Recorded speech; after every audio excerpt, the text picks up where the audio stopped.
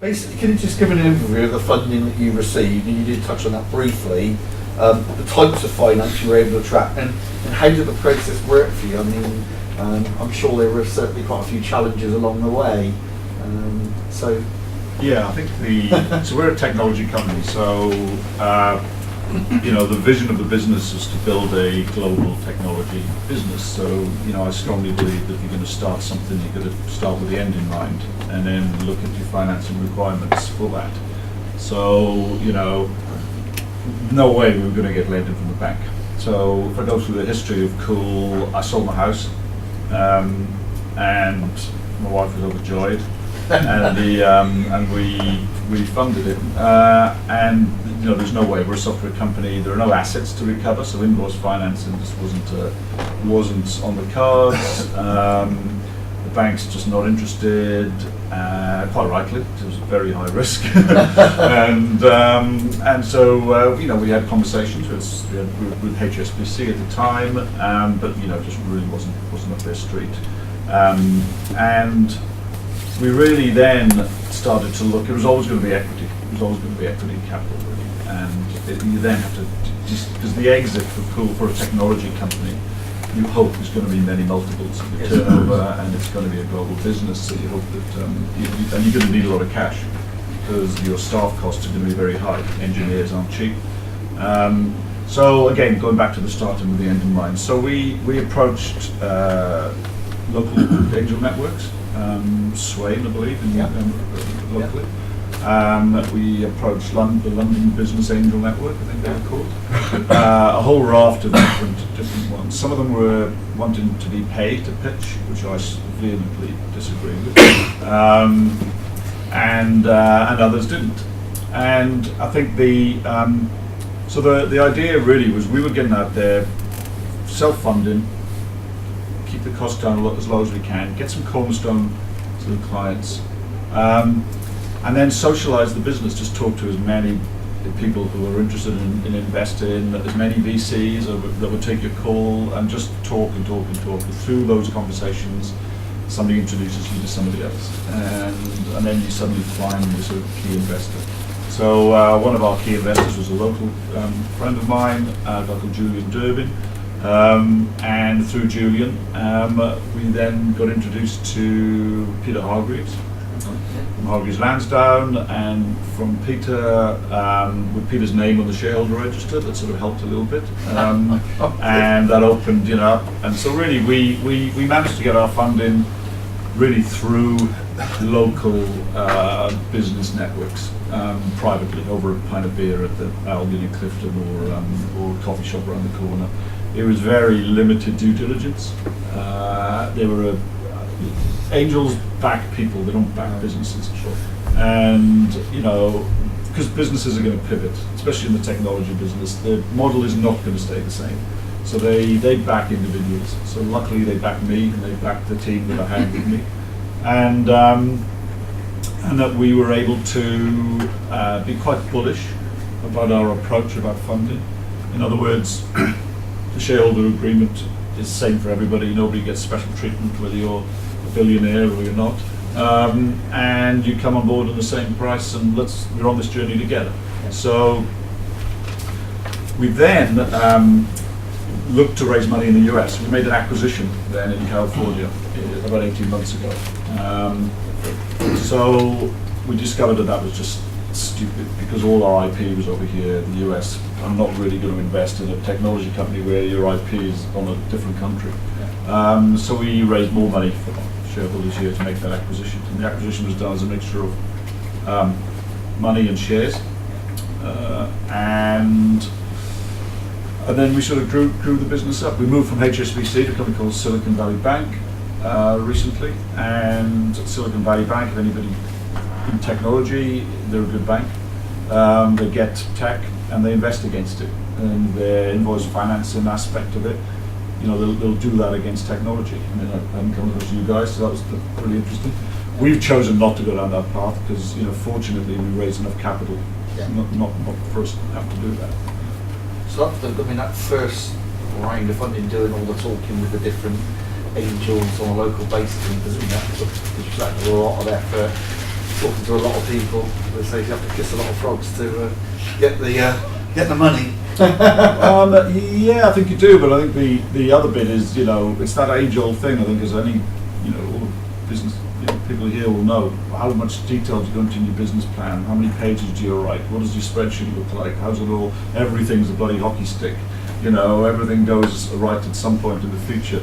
And it's I discovered very quickly that people, they read the exec summary, maybe the first 2 pages, as long as you know the narrative yourself. Yeah. And really they'll make, certainly in the early stages of angel investing, they'll have made their decision in the first few minutes, and all you can do then is lose it. Yeah. If you have, well, I think what you highlight is how important that executive summary, that pitch is actually. Yeah. Which you've got to know your business. I find, yeah. And also why you're investing. So there's a different pitch to pitch a customer than there is an investor.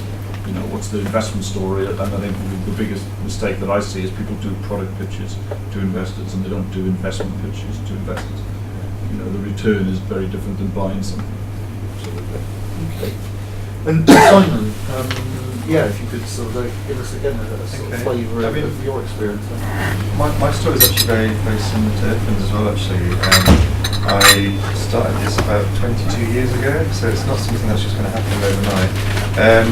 My background is I'm a doctor of clinical kind of oncology research, so I started this in Charing Cross Hospital in London. I lived in London for 20 years. I actually sold my flat, couldn't afford a house. Sold my flat in London in a place called Shoreditch, which luckily for me became very fashionable by the time I left it. It wasn't very fashionable when I first moved in there. That basically gave me the opportunity to really kind of invest in the business. I took a big risk, which was to kind of spend 2 or 3 years actually not trading, not making any money.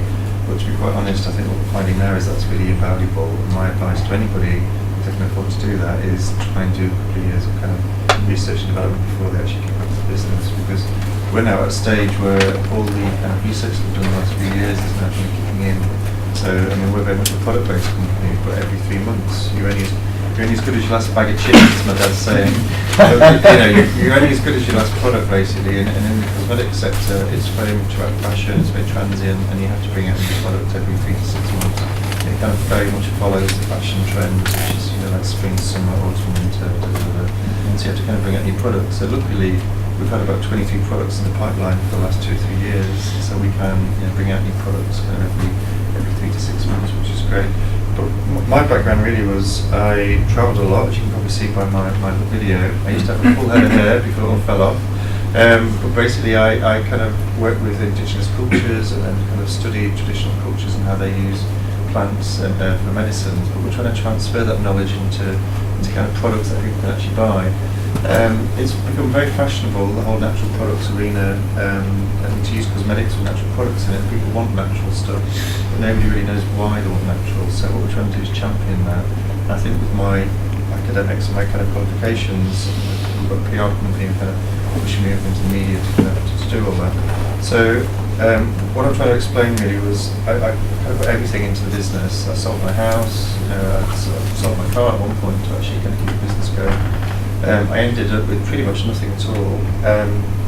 What we also realised was London probably wasn't the right base for me, especially Shoreditch, it's very much a fashion kind of crowd. Bristol, as you probably saw by the Sunday Times at the weekend, is the most popular place in Britain to kind of live in, I think, was the review. We're actually calling this whole area around the Yeo Valley, the big organic valley, so for us as a business it kind of made sense to move to Bristol, so we actually moved to a place called Barragirney, which is up by the airport. We've got an amazing setup over there at the moment. Bristol has been absolutely amazing. As somebody who's not Bristolian, you can probably tell by my accent, I'm up north originally, although I lost my northern accent a bit. We actually approached CrowdCube. It was very new at the time. We were a little bit unsure about it. Wasn't quite sure what CrowdCube was all about. I was a bit nervous about giving up shares in the business, especially to complete strangers. But basically what's happened is we had about 12 investors who invested into the business. We reached the target in 4 days, which was kind of quite amazing. So within 4 days we've got 12 brand new investors. Each of those investors has reinvested again. And we've now got probably what I call 12 friends really, kind of really help the business. We've got somebody who's got an accountancy background, somebody who's a banker, somebody who's got marketing experience, but people really supporting the business. And this has really helped us invaluably. We then got introduced to the Bristol Enterprise Development Fund by being in Bristol. We were at the Paintworks originally in Bath Road. that's kind of when we met Mike and the rest of the team. BDF then moved into SWIG, or the Southwest Investment Group, as it's known now. Just the Southwest Loan Fund. Southwest Loan Fund, yes. Yeah. So that also kind of helps out for a loan. I mean, obviously this isn't a grant, this is something that we pay back on a monthly basis. And then from that, we've also been introduced to the UKTI, based again in Bristol. They've been amazing, and because of the nature of our business, we've been doing a lot of export as well. So we got onto the passport to export program, which basically helps you identify key markets. John Murray is my colleague, so in the back over there, is basically helping with the development of the business. So we do what's called an OMIS, or an Overseas Market Introductory Scheme, and basically it's match funding. So we pay some of it, UKTI pay the other part. It basically introduces us to a new market. So we've actually identified Sweden and Denmark as one of the biggest consumers of natural product cosmetics, so we're targeting those countries. Basically get a soft introduction to distributors or buyers and shops and things. But again, we also did the same with America and the UKTI for offices globally. The UKTI can give you their embassies, basically. If you want to do a big launch in New York or Manhattan, the UKTI can kind of open up the doors and you can do a big kind of sun and dance type thing for you, which is great. Same in Asia, the UKTI for offices in Hong Kong and Singapore and stuff. So that's been kind of quite amazing. And then the banks basically have not helped us at all. We're seen as a bit of a success story. We've just had to look at alternative funding. I'm not sure if it's us as a company or if it's the situation that we're in, but I think in a recession as we're in at the moment, I think people are looking for businesses that have been trading for 2 or 3 years, really to kind of... Yeah, I think that's been probably your obstacle bit, Yeah. and Simon did mention in his introduction that I covered the Regional Growth Fund, and last year Simon was one of the successful businesses in the area that's been awarded a Regional Growth Fund. His challenge now is he's got his piece of paper that says I can have a grant, but he has now got, this is where I'm working with him again now, is to try to put together that package of funding, because the grants, in theory they give you 20%, in some cases a bit more, but the challenge is you've got to go away and arrange that package of funding. And what Simon would ideally like to do is the premises that he's now in Barraca, and he is to purchase those premises, and that will become his his headquarters for what he hopes to grow rapidly now into a fairly large global I think operation. from a funding point of view, I mean, obviously we've been successful with the Regional Growth Fund grant, which is great. We've kind of secured about 3 or 4 safeguarded jobs, which again is great to kind of secure local employment.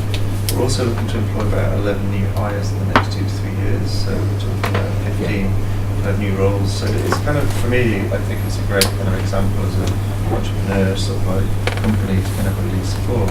But we're just finding it very difficult with banks. So alternative lenders like yourself and invoice financing is something that we're very interested in, especially now we're starting to get quite large orders from America and from Asia and stuff. So it's definitely something to do. Great.